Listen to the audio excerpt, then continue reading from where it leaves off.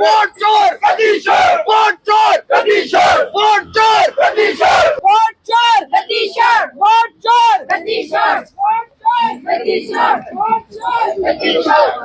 आज जिस तरीके से वोटों की चोरी की जा रही है पूरे हिंदुस्तान में ही इसका एक जो है एक मुहिम चली हुई है और गलत तरीके से चोरी से, चकारी से, बेईमानी से इलेक्शंस को रिग किया जा रहा है और बीजेपी के लोगों को जबरदस्ती जिताया जा रहा है।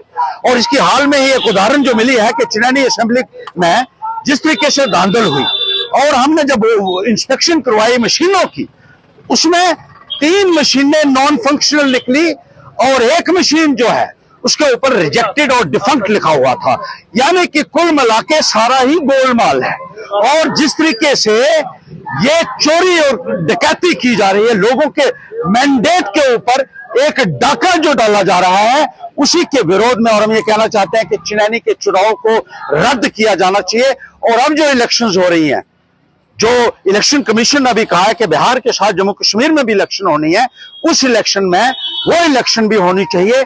और पारदर्शिता की हम बात करते हैं, फेयर प्ले की बात करते हैं, लेवल प्लेइंग फील्ड की जो बात करता है इलेक्शन कमीशन ऑफ इंडिया, उसको पूरे तरीके से असफल हो चुका है इंप्लीमेंट करने में और भारतीय जनता पार्टी के इशारे के ऊपर नाच रहा है।